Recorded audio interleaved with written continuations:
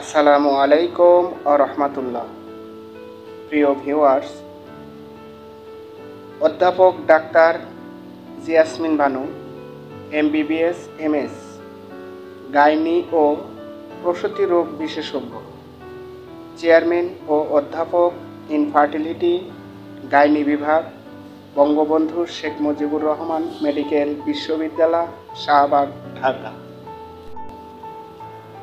Anwar Khan modern medical college and hospital, chamber, বাড়ি number 20, road number 8, Dhanmondi, Dhaka.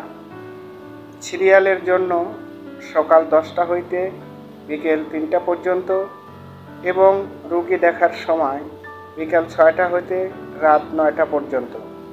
শুক্রবার ও সরকারি ছুটির দিনে বন্ধ।